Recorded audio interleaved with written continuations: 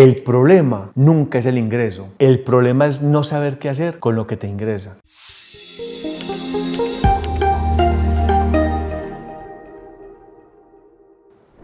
Hay muchas personas que cuando uno les dice vamos a empezar a administrar el dinero para que te vaya mejor con el ingreso, me dicen no, cuando me quede dinero empiezo a administrarlo, porque es que en este momento no me está quedando nada, entonces no tengo nada que administrar. Miren, eso es tan absurdo como uno decir que cuando baje de peso comience a alimentarse sanamente. No tiene sentido. Primero tienes que hacer algo para que la consecuencia sea eso, no la causa. Entonces no podemos esperar que nos quede dinero para administrarlo, sino que tenemos que empezar a administrarlo desde ya. ¿Qué hacer con el dinero que me entra? ¿Qué hacer con el ingreso? ¿Qué hacer con mi salario? Con lo que me entra de cualquier cosa que sea tu actividad económica principal. La mayoría de la gente fija unos estándares llamados presupuestos para saber qué hace con su dinero, y lo que hace es que básicamente de la cesta de ingresos tienen una cesta de egresos y básicamente la sumatoria al fin de mes es cero, o algunas veces muy poquito queda, o algunas veces inclusive es negativo, y es la gente que uno ve que pasa raspando inclusive tarjetas de crédito para poder sostener su tren de vida. Cuando uno está en ese momento de la vida es muy difícil pensar en el desahogo en el mediano y largo plazo. Es muy difícil pensar en ahorrar, es imposible pensar en invertir. Por lo tanto, es como si yo estuviera atrapado en una burbuja de la cual no puedo salir.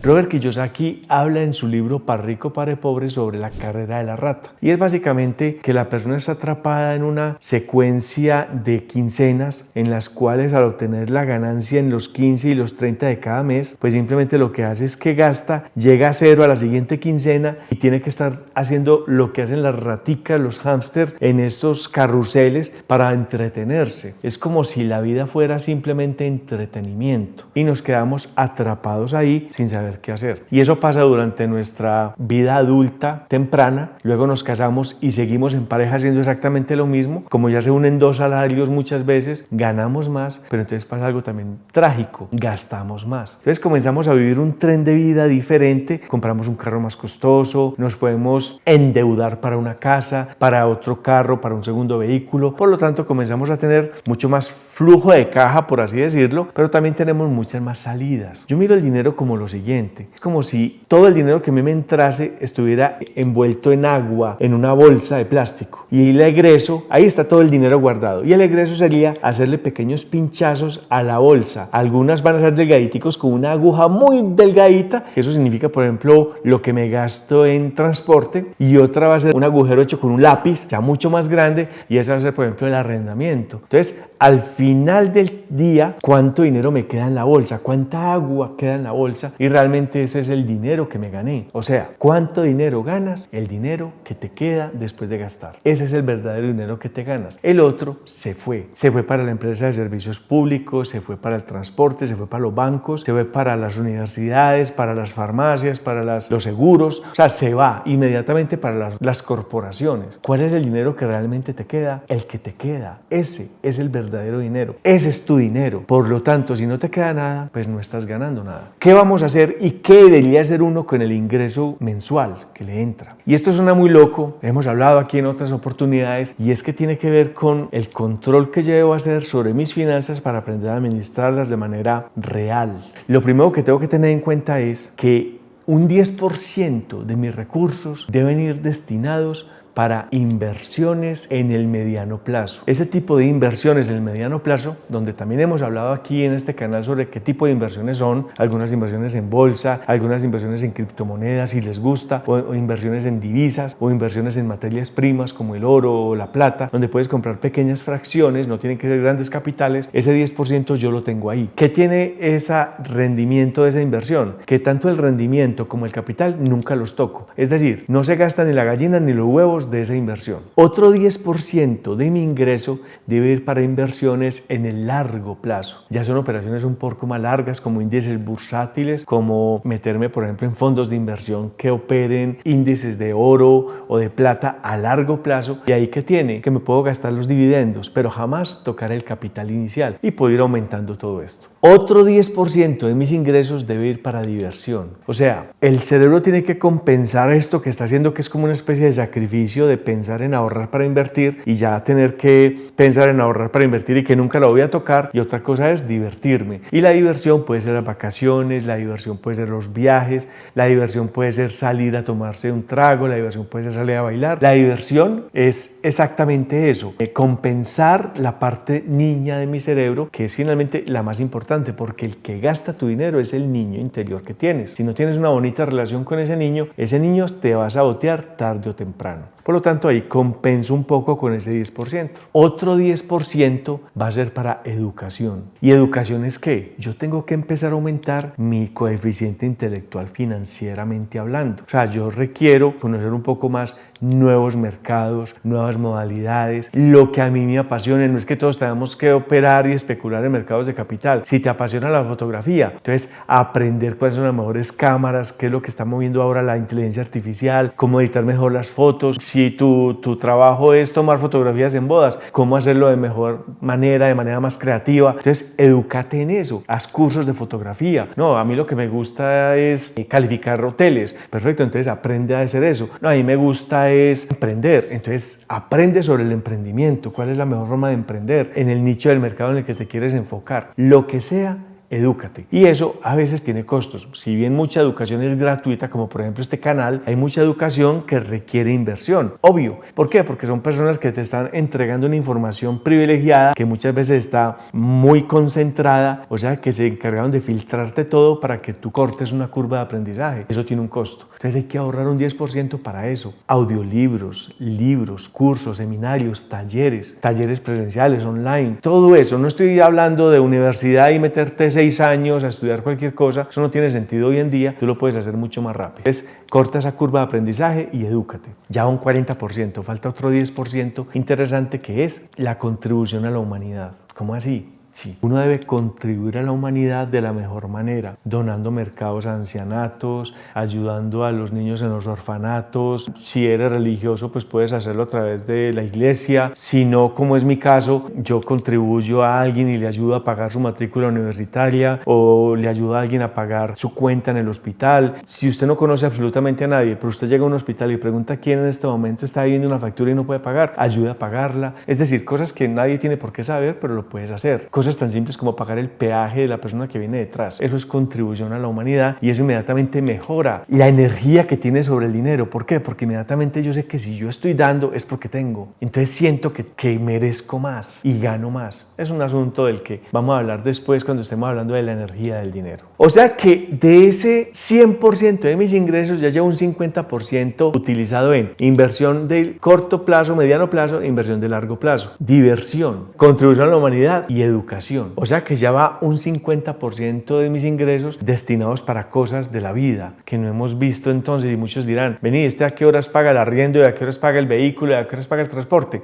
Con el 50% que te queda. De tal manera que hoy te estoy diciendo que debes aprender a vivir con el 50% de tus ingresos. Si no lo haces, siempre serás esclavo de tu estilo de vida. Entonces, quieres calidad de vida, pero lo que quizás tienes es estilo de vida. Y a veces tenemos que aprender a bajarnos un poco. Miren, cuando yo quiero alcanzar una altura, muchas veces tengo que flexionar las rodillas para poder saltar y aprovechar los flexores de las piernas para poder alcanzar una nueva altura. Pero miren que si arranco desde las rodillas estiradas, es poco probable que tenga una elongación en la altitud. En cambio, cuando yo me bajo un poquito, salto más. En la vida real, a veces hay que hacer eso. A veces toca pagar menos arriendo, a veces toca cambiar de barrio. Lo que pasa es que no es algo que va a ser definitivo, es algo temporal porque tengo un plan de acción. Muchas veces tenemos que tener estrategias significativas a la hora de la toma de decisiones y hacernos preguntas como: yo sí necesito este vehículo que tengo tan costoso que a veces me da mucha dificultad pagar las letras, me da mucha dificultad pagar el crédito. ¿Será que yo lo hice por factores externos, por emoción o porque estoy compitiendo con un subalterno en mi empresa y veo que él es subalterno mío y tiene mejor carro que yo, entonces yo no podía dejar pasar eso en alto y entonces yo tengo que tener un mejor vehículo? Y a veces es el ego el que está tomando las decisiones y no la persona real, sino las emociones. ¿Será que yo me estoy dejando llevar por todo este tipo de sensaciones y emociones a un costo tan alto como mi libertad financiera? Si yo no tengo ahorro no tengo inversión. Y si yo no tengo inversión, cada centavo que entra a mi cuenta va a depender del tiempo que yo dedique para hacer las cosas. Por lo tanto, todo va a ser ingreso activo. Pero el tiempo se acaba y las energías también se acaban, la fuerza se acaba. Entonces, ¿en qué momento voy a tener mi libertad financiera? ¿Será que estoy esperando que me jubile? ¿Será que estoy esperando, si alguien está de 20, 30, 40 años viendo este video, está esperando que cuando llegue tu edad de jubilación, que la están corriendo cada 5 años, unos 2, 3 años, o sea, cuando tengas 80 te vas a jubilar? Ese es tu plan de inversión, ese es tu plan de retiro. Es un plan de retiro muy pobre. De hecho, no deberías contar con él jamás. Desde hoy debes empezar a fabricar, dependiendo de tu edad, cuál es tu verdadero plan, cuál es tu estrategia de salida del mercado, sin necesidad de tener ingreso activo y empezar a generar ingreso pasivo. Y eso tiene que ser desde ya. De lo contrario, caes en una trampa de un sistema que te quiere pobre. Caes en una trampa de un sistema que te quiere endeudado. ¿Por qué? Porque es mucho más fácil. Hace unos años estuve dando unas conferencias en Salvador y era un asunto de todo este tema de gente que maneja recursos humanos. A mí me llevaron a hablar sobre el cerebro y las emociones, pero estuve en varias conferencias de toda esta gente cazadora de talento y de la gente que hace las entrevistas laborales. Y les voy a contar algo que a mí me dejó absolutamente impactado, de no creer. Cuando en el proceso de selección de una persona para un cargo a veces muy alto, están muy empatados los candidatos.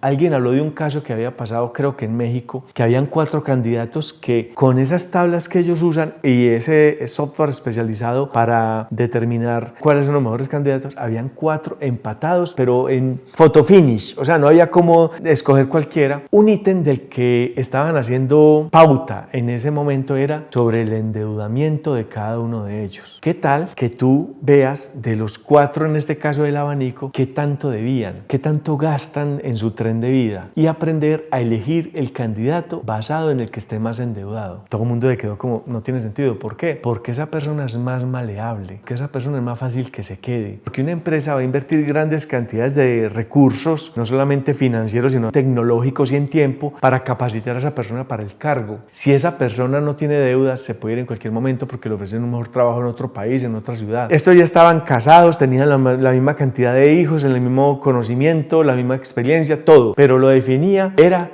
cuál estaba más endeudado, porque era más fácilmente manipulable en términos del endeudamiento que tiene. Y eso me dejó pensando bastante. ¿Por qué? Porque finalmente en la vida es exactamente así. Somos mucho más manipulables cuando estamos endeudados. La deuda te aterra, la deuda te conecta con el miedo, te conecta con el pánico. Por lo tanto, saca lo peor de ti. Y la deuda hace que no tomamos riesgos, porque sabemos que tenemos que tener lo seguro, lo fijo, para poder mantener la deuda ahí, para poderla mantener a ras. Y la vida se nos va pagando deudas. Y apenas terminamos de pagar esa, sacamos una nueva. ¿Por qué? Porque nos acostumbramos a que el que no debe, nada tiene, y eso es un refrán asqueroso que es programado precisamente por este entorno en el que vivimos. Que un banco te esté ofreciendo desde terminando el bachillerato una tarjeta de crédito, la famosa tarjeta estudiantil. Un banco te esté ofreciendo sin ningún estudio de crédito, sino simplemente con la cédula, porque te están haciendo caer en un sistema. ¿Por qué te están endeudando? ¿Por qué te llegan tarjetas de crédito al correo en Estados Unidos todo el tiempo, que solamente raspala y activarla en un cajero o por internet con un QR y ya tienes ahí dinero disponible? Pues simplemente porque te están haciendo caer en la trampa del endeudamiento. Cuando uno cae en el endeudamiento, no se da cuenta de que realmente lo que estás poniendo de tu parte es tu tiempo. En estos días iba en un taxi y el taxista me reconoció. Me había visto en algunos videos, en algunos programas, y me pregunta: vení, ese tema del tiempo y el dinero a veces no lo entiendo. Entonces yo le dije: ¿cuánto te ganas? Y me dijo algo así como 2 millones de pesos mensuales. Para pasarlo a dólares, en esa época eran como $500, un poquito menos de $500 mensuales. Se gana ese taxista. Yo, perfecto. Le vi el celular porque lo tenía puesto aquí